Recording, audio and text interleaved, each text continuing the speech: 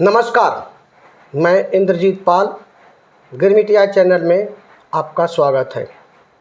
दोस्तों, आज मैं एक ऐसी कहानी के बारे में बात करने जा रहा हूं जो भारत पर राज करने वाली ब्रिटिश हुकूमत के समय हमारे देश में 19वीं सदी के दौरान घटी, जब इंडेंचर लेबर के नाम से एक कानूनी दस्तावेज़ बनवाया गया और उस दस्तावेज़ के आधार पर लाखों हिंदुस्तानियों को गिरमिटिया बनाकर दूसरे मुल्कों में भेज दिया गया।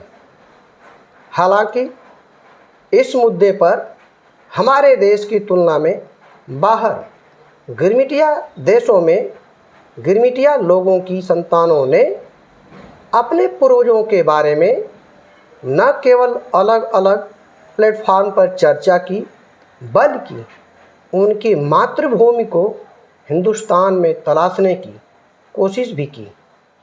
इसमें कुछ प्रभावित लोगों को सफलता भी मिली।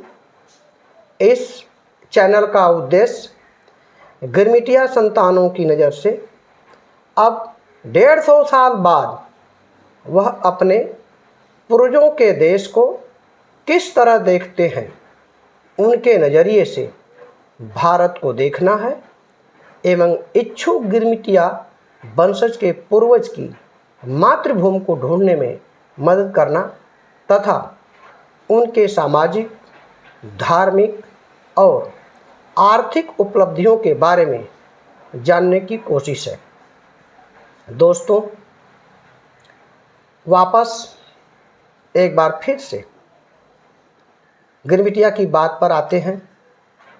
तो जैसा कि एग्रीमेंट के अनुसार 5 साल के लिए हिंदुस्तानी मजदूरों को भारत से बाहर दूसरे ब्रिटिश कॉलोनियों में प्लांटेशन अर्थात गन्ने के खेतों में काम करने जाना था तथा 5 साल का एग्रीमेंट समाप्त करने के बाद उन्हें वापस हिंदुस्तान आना था।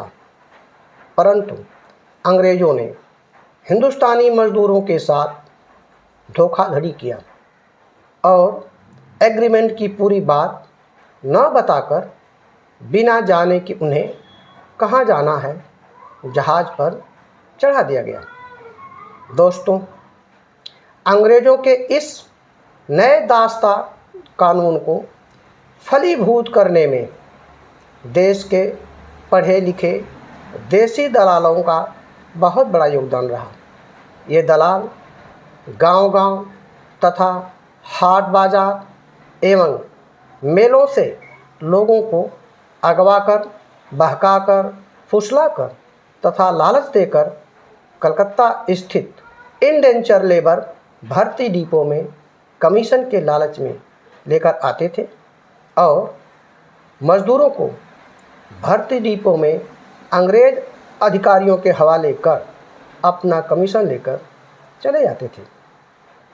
मज़दूरों को फंसाने वाले लोगों को गिरमिटिया लोग अरकटिया कहा करते थे। इन अरकटियों की मदद से अंग्रेज़ों ने लाखों देसी, गरीब और अनपढ़ हिंदुस्तानियों को भारत से बाहर ब्रिटिश राज के दौरान एक कानूनी दस्तावेज पर अंगूठा लगवाकर दूसरे ब्रिटिश उपनिवेशों में बंधुआ मजदूर के रूप में दास बना दिया। दोस्तों, आज के लिए बस इतना ही। फिर मिलते हैं अगले अंक में इसके आगे की कहानी के साथ। तब तक के लिए धन्यवाद। नमस्कार।